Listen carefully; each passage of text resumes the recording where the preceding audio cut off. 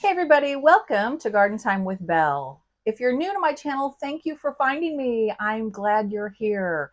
Just a little backstory. I am coming to you from Missouri. I happen to be a master gardener in the state of Missouri, and I garden in the center of the state. My zone is a zone 6A, 6B, which means we get all four seasons. We get really cold winters and really hot and humid summers, but that allows me to grow a wide variety of plants in my space. I've got a raised bed garden where I grow veggies and some fruits and some cut flowers. And then I've got perennial beds, annual beds. I've got a 2-acre pollinator habitat. So if you are new to my channel, I encourage you to check out some of my former videos to see some of those spaces. One of the other things that I like to do is to post some monthly walkabouts, and I posted one in the middle of May.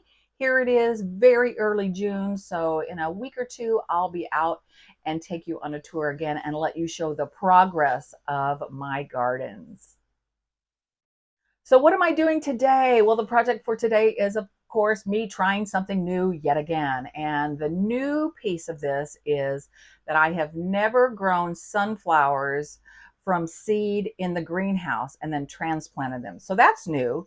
The other thing is I've never placed sunflower plants out in the open landscape. In years past, I've grown my sunflowers out in my raised bed garden that has a 6-foot tall fence that protects those sunflowers from critters like deer. Deer happen to love sunflowers just about as much as humans do. They love their taste and they are a deer magnet. So I'm a little nervous, but I have a plan. My husband and I talked about how can I protect these new little seedlings and new plants out in my landscape from critters. Well, this is the last flat of seedlings. Everything else, oh, I had hundreds and hundreds of different flowers and vegetables and herbs that I grew from seed this year, and they've already been planted out in the property. But I have one little tray, a 12-cell tray. Let me just show you it while I'm talking about it, of sunflower starts. Do you see? They're pretty tall. They need to get out in the landscape. And these lovely sunflowers are the variety called Shock O Lat. I grew these Shock O Lat seeds from Johnny's Seeds, one of my favorite seed companies. And I'm going to put a picture on the screen so that you can see how these little skinny, spindly seedlings will turn into such stunning branching sunflowers by late summer into fall. Johnny's does a great job on their seed packets in providing specs or information that will help us grow healthy plants. And so let me tell you a little bit about the Shock O Lat variety. As I mentioned, it's a hybrid branching type of sunflower.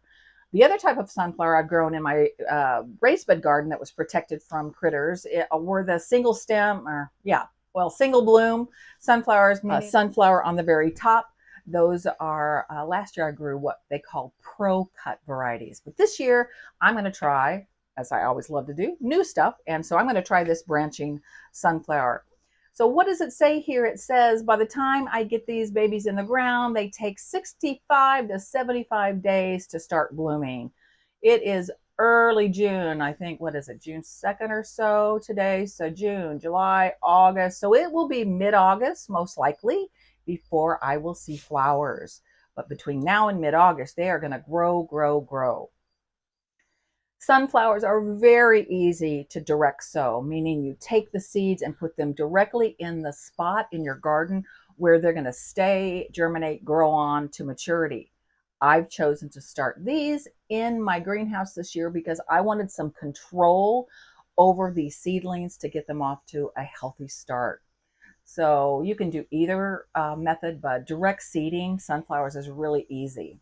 These sunflowers happen to get about 3 foot wide and they get really tall. They get between 64 and 76 inches. That's pretty dang tall. So, you know, if you're going to plant sunflowers like these, just be mindful about right plant, right place. I just did a video and I think it went out today or yesterday on that whole subject of where should you plant things and what things you might want to consider on where you want to put things in your garden. So check the right place, right plant video out, and I'll put that link in the description below for those of you that are interested. So what's different and unique about this planting is I had to clear a space in the landscape for these sunflowers. And I'll show you that here in just a minute. We're going to get out there and get after it and get these seedlings in the ground. So I'll show you what I did to create 2 4-foot diameter garden beds in native mid-Missouri soil. It was no easy task. Oh my gosh. 4 shovels, a pitchfork. It was a lot of work, but I got it done. And now it's ready for me to continue on in this project. The other thing that you're going to see that I have to consider is I've placed these sunflowers away from the house in an open area. And as you know, I live and grow in the country. So we have wildlife. And that's one of the beauties of being able to live where I do, is to be able to see all this wildlife. However, deer love sunflowers. So my husband and I have come up with a way to MacGyver some things that we already had, reuse, recycle, repurpose some of the things I had in my gardening, and to protect these seedlings, at least until they get some maturity on them and grow, protect them from bunnies, squirrels, and possibly deer. I also am planting these quite a ways away from the house because I don't want to jinx myself, but we don't have deer pressure up by our home. I have a lot of garden beds that surround our house, and we've never had the deer get into any of those perennials or hostas or my annuals up by the house. We've really had good luck. It'll make more sense to you when I get the camera and take you out there so you can see the space. We are surrounded by a lot of wonderful woods and native plants where deer have plenty of vegetation and places to forage other than my plants. But I am still a little concerned about the critters getting to these sunflowers. So I'm going to try to find a way to protect them momentarily until they can get strong enough to grow on their own. So that's really what today's new adventure is all about. So I need to stop talking, and I need to get the camera and head out and show you all where these are going to go in the ground and how we are hoping to protect them until they can grow up and be beautiful Shock O Lat branching sunflowers. So here we are at the spot where I am planning to grow the sunflowers on this end and on that far end of our grapevines. The grapevines were here when we moved into our property. We don't use the grapes for our purposes. We just let them grow and ramble. We don't really even take care of them. It's Mother Nature that takes care of the grapevines, and we use them for the birds. The birds really enjoy these grapes. And so what I decided to do was, as I mentioned, try to position these sunflowers away from the house a little bit just in case. And add something. I've been thinking, like, what can I do to this space? You can see I have done a couple of things over the last few years. This clematis, or clematis, however you say it, I planted it, I think it's coming up from right in here. And again, it is survival of the fittest. Like, I don't do anything. The only water it gets is from Mother Nature. So I don't really tend to this area. It's just more for trying some things out. The other thing I have in here is, and I'll have to look up the variety. This is a trumpet vine, but it is a non-invasive variety. And again, out here on this grapevine trellis is a good spot. I planted one here, and there's the top of it, and it did really well. I planted another one down on the other post at the same time, and it's sort of coming back, but it really was on the struggle bus. So let's get to today's project though. So here we go. What are we gonna need? Well, I've got this spot that I dug out, which is about 4 feet in diameter, dug down about 6 inches and removed all that yucky heavy clay soil and grass. And actually, we don't waste it when we cut up our lawn like this, which we don't do often, but when we do, take that sod, as they say, and use it in other spots. And so I hauled off 4 sled loads of the stuff that I pulled out of those 2 beds and placed it in another part of our property. Here's what we're going to need for today's project. So of course, because I cut out all this soil, let me move this out of the way, I need to fill it. And so this is native soil. This dirt had never been worked. Whoo, and it was a job, but I did it. I'm so proud that I was able to do that. So I've got to add in some soil. So we've got some bag soil from the store, and I'm going to top dress it with some really high quality compost.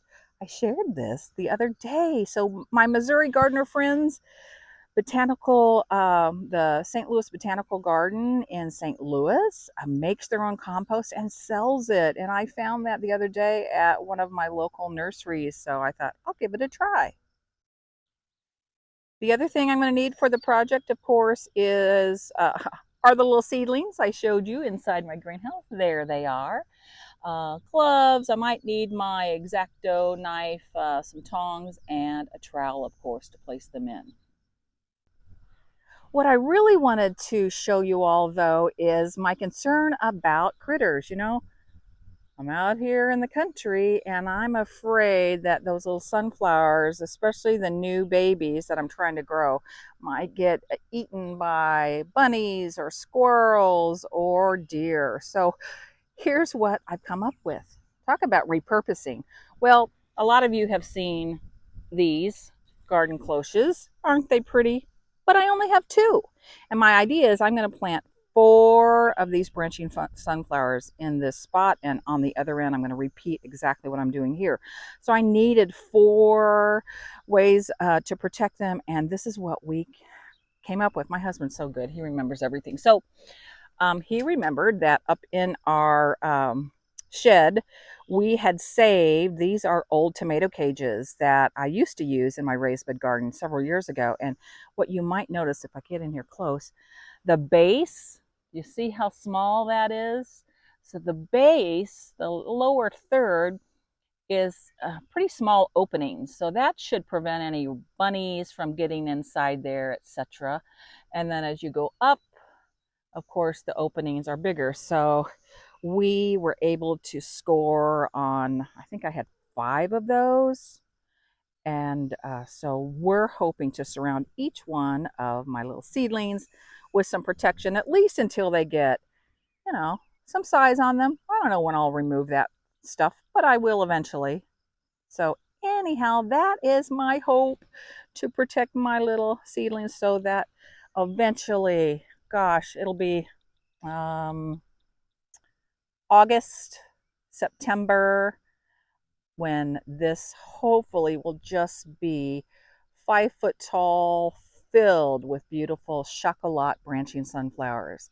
Let me take you around to the other end and just show you same thing, same process on the other end that I'm planning to do. And we didn't have quite enough of the old tomato cages, but my dear darling husband, look what he did. He just took some chicken wire that we had left over in the garden and made me a little chicken wire cylinder to protect the seedling. So I've talked enough. It is time for me to get over there. I'll set up the camera and you can just see my process and get these sunflowers in the ground.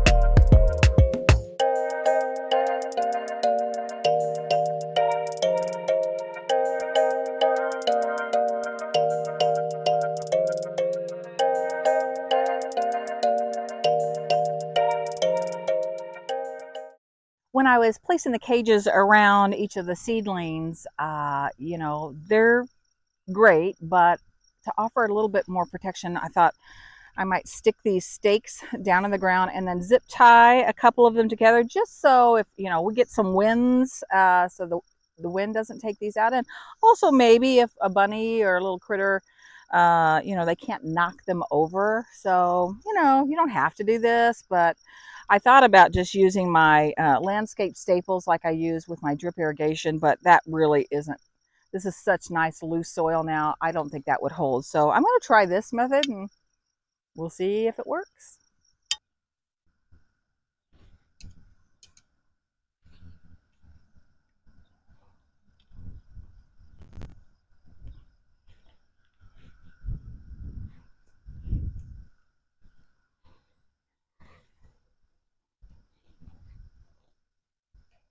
So I've got almost everything completed on this project of planting in the sunflowers near my grape arbor. And what I've got left to do is really just to water it in, because as you saw me, I added a bunch of brand new soil to this. And so we need to get that soil full of moisture for its first time. The actual seedlings I had watered this morning, so they were nice and moist around the root ball. And the compost also that I put around each of these little plants was fairly moist, but the rest of the soil isn't. So I'm going to water this in, and I'm really excited and happy that this garden hose reaches all the way from our house here. I wasn't quite sure, and it does, because that was a concern of mine. I thought, oh boy, how am I going to keep these watered? I really don't enjoy hauling water in buckets or big watering cans, so I don't have to do that, thank goodness. So what else was I going to share before we finish? Oh, I did not add any fertilizer to this soil. It's got lots of organic matter, and these are tender young seedlings. So I think I'm going to let them go for a couple of weeks in their growth cycle, check back, and then I will top dress around each of the plants with Plant Tone.